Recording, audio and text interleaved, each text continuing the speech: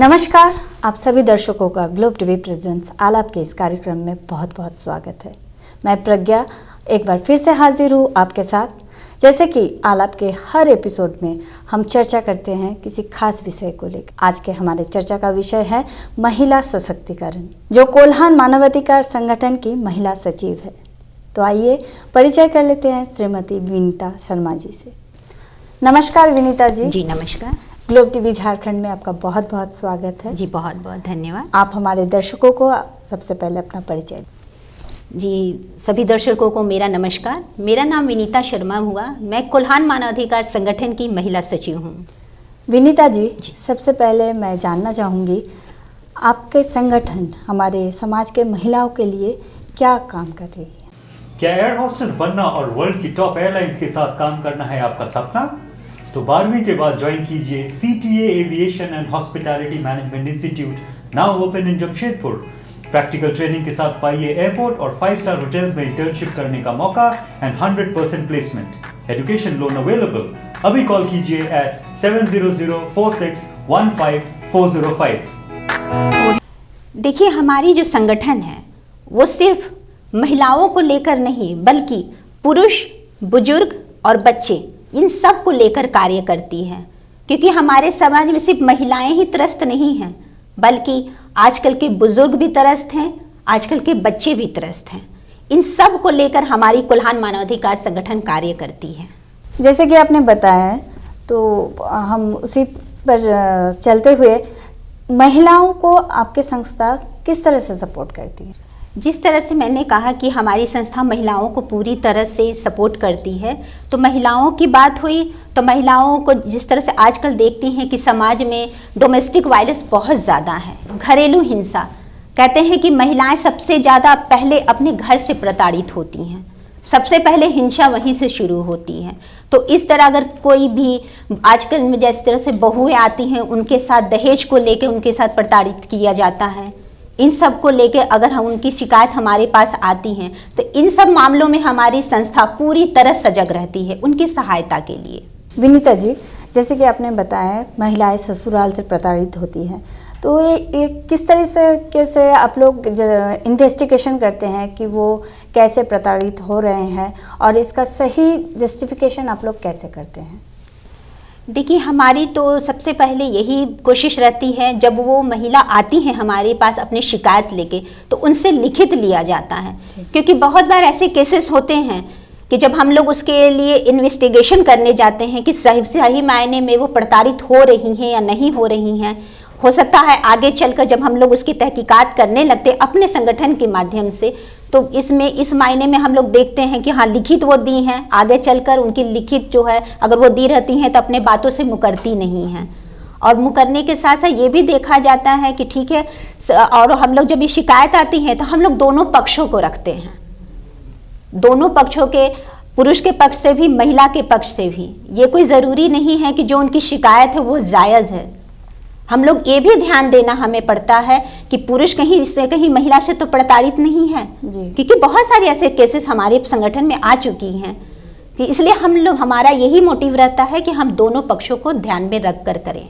मतलब पूरी तरह जांच पड़ताल के बाद ही आप लोग किसी डिसीजन पे जी बिल्कुल, जो सही है या गलत। उचित मायने में जो सही फैसला होता है वही संगठन वहीं पे जजमेंट करती है। ऐसा कुछ घटनाएं बताइए हमारे दर्शकों को जो आपके पास आए हैं।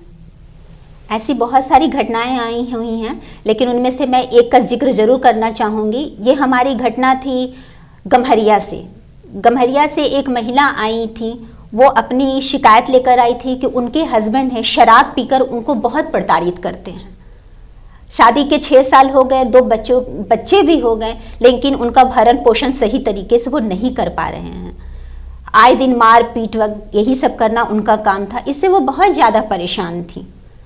इस एवज में उन्होंने हमारे संगठन से मदद ली। ऐसे हमारे संगठन में हर एरिया वाइज एरिया इंचार्ज रखा गया है, सभी को वो पद दिए गए हैं। ऐसे में उन्होंने हमारे एरिया इंचार्ज से संपर्क की। जब उनकी लिखित शिकायत हमें मिली तो हम लोगों ने पुलिस प्रशासन के पास जाकर इसके बारे में छानबीन किया। उनको बाकायदा बुलाया गया, बाकायदा प्रशासन गई और उनके पति को लेकर आई और उनके पति को एक रात के लिए यहाँ तक कि लॉकअप में रखा गया। इस एवज में उन्होंने सुबह अपनी पत्नी से फोन कर कर माफी भी मांगी कि आइंदा से ये गलती ना हो। लेकिन यहाँ भी 2-3 महीने पहले भी ये घटना हो चुकी थी, लेकिन हमारे संगठन ने ये फैसला लिया कि आए दिन ये घटना फिर इनके ये साथ करेंगे, इन महिला के साथ हो सकती है। इस एवज में हम लोगों ने, हमारे संगठन ने उनसे लिखित लिखवाया कि आप लिखित दीजिए कि आगे से आप जो महिला है अपनी पत्नी के साथ ऐसे दुर्व्यवहार नहीं करेंगे, उनका ख्याल रखेंगे। पुरुष थे, उन्होंने बकायदा लिख कर दिया। थाना में एक कॉपी गई, हमारे पास एक कॉपी रही। आज जब हम उस महिला से बात करते हैं, हमारी संगठन उनसे हर 2 महीने 3 महीने पे जब बात होती है तो हम उनसे पूछते हैं कि अभी आपकी घर की स्थिति, घरेलू जो जीवन है सही जा रही है या नहीं है। तो बोलती हैं कि नहीं विनीता जी, ये आपके संगठन का बहुत बड़ा आभार है, मैं जीवन भर आपकी आभारी रहूंगी और आपके संगठन की आभारी रहूंगी कि आपके संगठन ने मेरी गृहस्थ जीवन को एक नया मुकाम दिया है। जी विनीता जी, क्या आपके संगठन महिलाओं के मानसिक रूप से प्रताड़ित होने पर भी सहायता करती है? देखिए, मानसिक रूप से जो प्रताड़ित जो कहते हैं, बात कर रही हैं ना आप, मानसिक रूप से महिलाएं खुद अपने आप को प्रताड़ित करती हैं। अगर महिलाएं खुद अपने सोच को विकसित कर लेना तो कोई महिलाएं मानसिक रूप से प्रताड़ित नहीं हो सकती हैं। जैसे कि आपने बताया कि इन सिचुएशंस को आपने टैकल किए हैं, तो महिलाओं को जागरूक करने के लिए आपके क्या विचार हैं? Cake and bake bakery, Parsodi बाजार स्थित एक ऐसा बेकरी जहां आपको मिलेगा original taste of bakery item और उचित मूल्य में।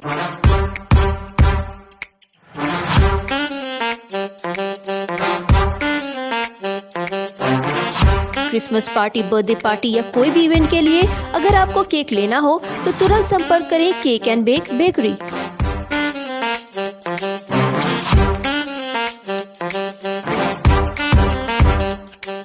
हमारा पता है ऑपोजिट ग्रामीण bank, near Netaji public school, main बाजार, परसोडी। हमारा फोन नंबर है 8603920394, 7909002431, 9234435604। देखिए, महिलाओं को जागरूक करने की जहां बात आप कह रहे हैं, तो हमारी जो संस्था है महीने 2 महीने 3 महीने पर हर एरिया में जागरूकता अभियान चलाती है। और इस जागरूकता अभियान में महिलाओं को ही सशक्त करने के साथ साथ, मैंने पहले भी आपसे कहा कि महिलाओं के साथ साथ बच्चों, बुजुर्ग सबको जागरूक करना है। क्या क्या कदम लिए? मतलब जागरूक करने के लिए उन लोग को कुछ तो सपोर्ट चाहिए होता है, तो उसके लिए क्या करती है संस्था? सपोर्ट की बात करें तो जब बताएं हम आपको कि पूरे, जब हमारे साथ हमारा प्रशासन है और प्रशासन के साथ मिलकर अगर वो कोई महिला जाती हैं थाने में लिखित शिकायत करती हैं, अगर उनकी शिकायत लिखित अगर उनकी सुनवाई नहीं होती है तो ऐसे में हमारी संस्था पूरा सपोर्ट करती है। प्रशासन के साथ मिलकर जो भी उनकी शिकायत है उस पर ध्यान दें। डाउरी एक्ट के बारे में आप क्या बोलना चाहेंगे? डाउरी एक्ट के बारे में मैं यही कहना चाहूँगी कि दहेज लेना और देना ये दोनों ही अपराध हैं। किसी भी अपराध को बढ़ावा तब मिलता है जब हम उसको खुद से बढ़ावा देते हैं। जैसे कि किसी खास कम्युनिटी में दहेज का प्रचलन है और दहेज देने के बावजूद भी महिला के साथ दुर्व्यवहार किया जाता है, उसका ऊपर अत्याचार किया जाता है, उसको जला दिया जाता है, तो इस बारे में आप क्या कहना चाहेंगे? देखिए, इस बारे में मैं यही कहना चाहूँगी कि जब कहते हैं ना कि जब दुर्व्यवहार शुरू होता है और जब दिमाग, लड़के पक्ष में जब ये दिमाग में रहता है कि लड़की आएगी हमको उसके साथ अत्याचार करना है, तो जिस वक्त जब लड़की जाती है ना, उस वक्त जिस वक्त उनसे अत्याचार होता उसी वक्त लड़की को आवाज उठानी चाहिए जी। क्योंकि जब तक जलने की बात आती है ना, लड़की को जाते के साथ ससुराल में नहीं जला दिया जाता है, उसके साथ पहले प्रताड़ना की जाती है। अगर उसी वक्त अगर लड़की आवाज उठा ले तो जलने तक की नौबत नहीं आएगी। तो इसमें फैमिली का भी सपोर्ट होना चाहिए। जी बिल्कुल होना चाहिए। अगर परिवार का सपोर्ट रहे, कभी कभी ऐसा भी होता है, हम देखे 1-2 केसेस में हमारी संस्था में ऐसी आई हुई हैं कि जब वो अपने मैके पक्ष में बोलती हैं तो यही कह के बोल दिया जाता है कि नहीं बेटा अब आपको वहीं रहना है, एडजस्ट करना है। जैसे कि हमारे समाज में महिला और पुरुष दोनों को अभी बराबर का दर्जा दिया जा रहा है, लेकिन शादी के बाद एक महिला जब अपने परिवार में जाकर प्रताड़ित होती है, उसके ऊपर अत्याचार किया जाता है, तो उस महिला के मायके के द्वारा उसको ये सलाह दी जाती है कि आप वहाँ पर एडजस्ट करो। तो यहाँ पर कैसे बराबरी हम मान सकते हैं? तो इस बारे में आप क्या बोलना चाहेंगे? देखिए, इस मायने में मैं यही कहूँगी कि जिस वक्त कहा जाता है ना मायके के पक्ष वालों से कि आप ससुराल गई हैं, आपको वहीं रहना है, तो इस वक्त जो लड़की है उसको अपनी मानसिकता बदलनी होगी।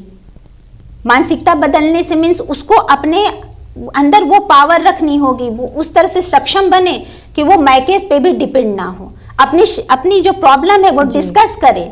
अगर वहाँ सॉल्यूशन नहीं निकलता तो अपने आप में इतनी आत्मशक्ति लाए, वो इतने आत्मनिर्भर बने। तो इस बारे में मैं एक सवाल पूछना चाहूँगी। तो कई मायने में आजकल की लड़कियां शिक्षित होती है मैक्सिमम, लेकिन कई मामले में ऐसा भी होता है कि वो शिक्षित नहीं हो पाती है। तो इस बारे में आपका संस्था किस हद तक उस महिला को सपोर्ट देती है?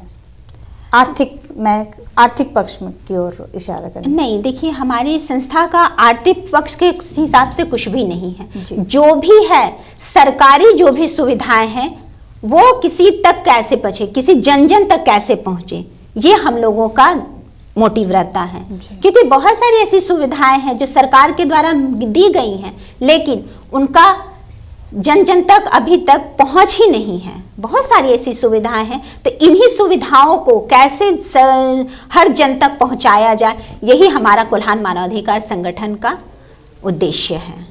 मैं ग्लोब टीवी झारखंड के दर्शकों को ये अनुरोध करना चाहूँगी, खासकर महिलाओं को जिन पर इस तरह के अत्याचार होता है, वो प्रताड़ित होती है, तो उन महिलाओं को खुद को सशक्त करना होगा।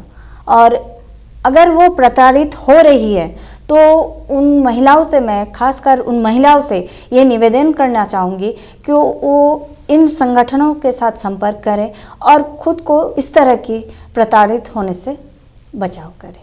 विनीता जी, अब मैं जानना चाहूँगी कि आपकी संस्था बुजुर्ग और बच्चों के सपोर्ट के लिए क्या काम करती है?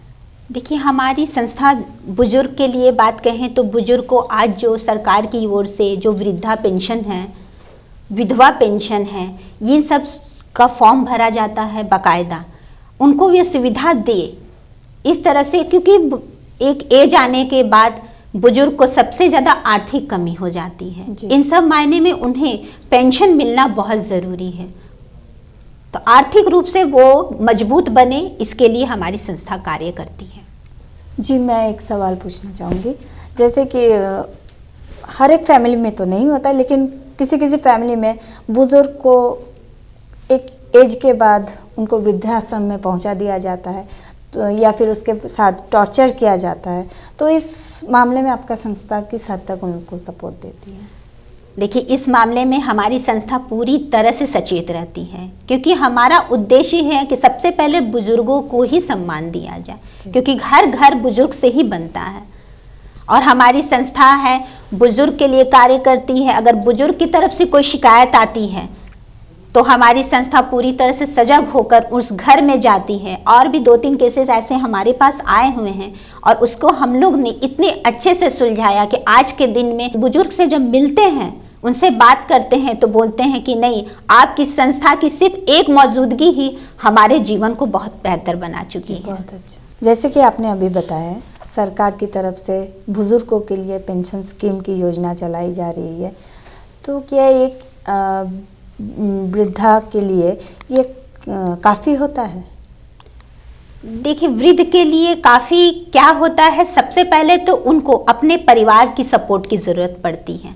और मान लीजिए जिन्हें परिवार का सपोर्ट नहीं है, जिन्हें परिवार का सपोर्ट नहीं है, वो तो खैर जो भी बातें हैं, परिवार का सपोर्ट तो मिलना ही चाहिए। क्यों नहीं मिलेगा? वो बुजुर्ग आज अगर बुजुर्ग की स्थिति पे हैं तो ये दौर उनको मतलब ये जो पड़ाव है वहाँ तक आया है, तो ये परिवार का सहयोग होना बहुत ज़रूरी है। ये हमारी संस्था इसके लिए हमेशा सजग रहती है कि परिवार का सपोर्ट मिले। अगर नहीं मिलती है, क्योंकि 2-3 बताई मैं आपके केसेस ऐसे आ चुके हैं और रहा सवाल कि इतनी जो आप बात कर रही हैं कि सफिशिएंट है ये जो पेंशन मिलता है, तो ये सब पेंशन सिर्फ उनकी पूरी कहते हैं कि पूरे जीवन यापन के लिए नहीं मिलती है, उनकी जो छोटी मोटी जो ज़रूरतें हैं उनसे पूरे हो। और रहा सवाल परिवार का, तो सपोर्ट होना बहुत ज़रूरी है। जिन बुजुर्गों के परिवार नहीं है तो उन बुजुर्गों के लिए जीवन यापन के लिए या फिर उनके मेडिकल खर्चे के लिए ऐसा सरकार की तरफ से कोई या फिर आपके संगठन की तरफ से कोई स्कीम है? जी देखिए, मैं पहले भी बता चुकी हूँ कि हमारी जो संस्था आर्थिक मदद नहीं करती है, लेकिन जो बात कर रही हैं कि जो बेघर हो जाते हैं बुजुर्ग, उनके लिए क्या सुविधा है, तो उनके लिए तो सभी को मालूम है कि वृद्धाश्रम की व्यवस्था की गई है, लेकिन हम उस वृद्धाश्रम पे भी तभी ये करते हैं, सपोर्ट करते हैं, खुद वहाँ जाकर देखते हैं कि सही मायने में उस बुजुर्ग की सही सेवा हो पाएगी या नहीं, उसके बाद ही हम लोग ये कदम उठाते हैं। SGIHM Institute of Hotel Management, registered by government of India. Craft course एवं डिप्लोमा कोर्स, प्रैक्टिकल क्लास की सुविधा एवं 100% जॉब प्लेसमेंट। करें अपने सपने को साकार, संपर्क करें SGIHM institute of hotel management.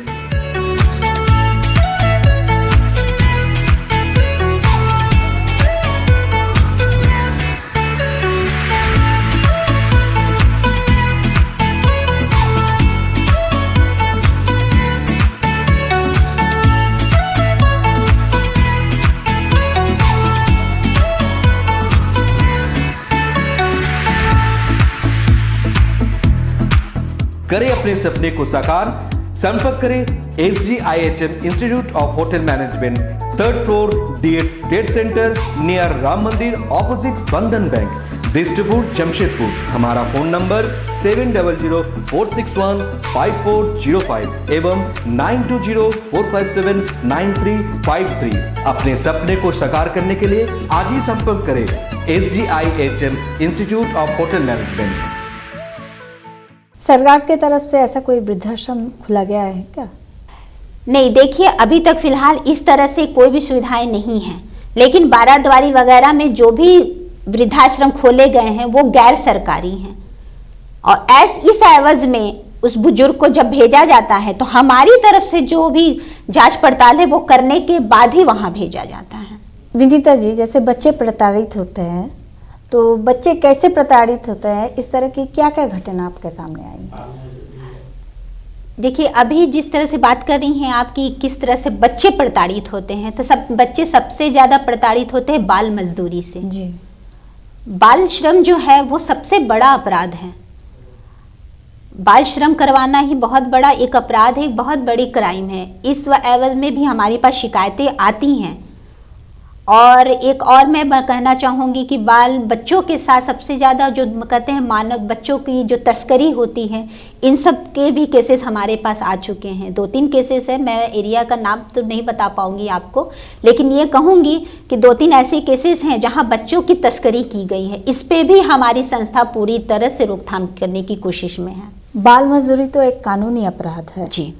अभी भी क्या इस तरह के अपराध को रोका जा सका है?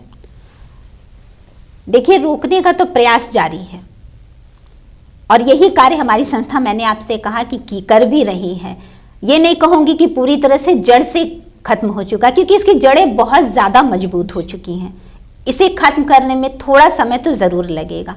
किस तरह से इस बारे में आपका संस्था का काम कर रही है?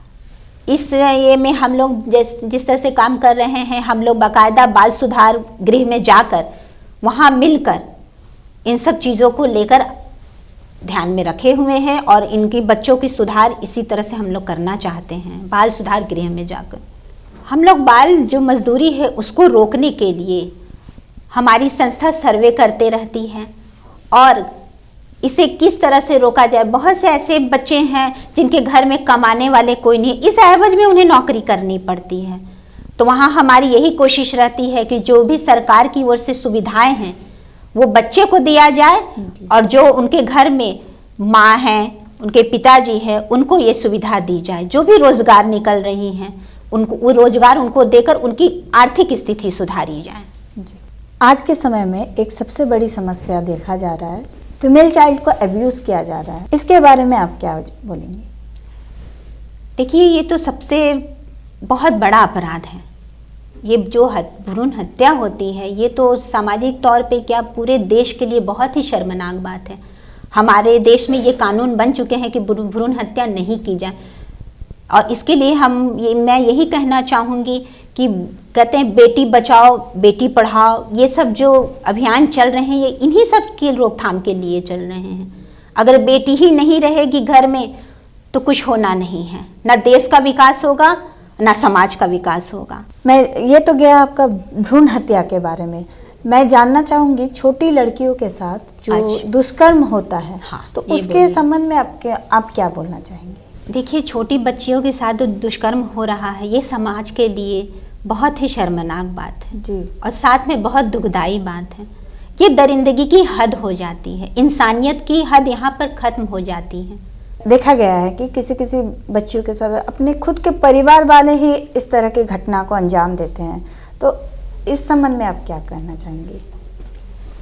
घटना के अंजाम तो सही मायने में दिया जाता है, घर से ही होती। मैंने पहले भी कहा और अभी कह रही हूँ कि अपराध घर से ही शुरू होता है।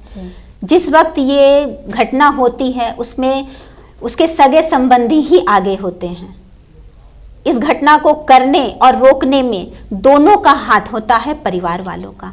ऐसे में परिवार वाले को ही सचेत रहना पड़ता है कि वो इस तरह की घटना को अंजाम ना दें। तो इस विषय में आप कैसे समाज को जागरूक करना चाहते हैं? क्या आपका फ्यूचर प्लानिंग है?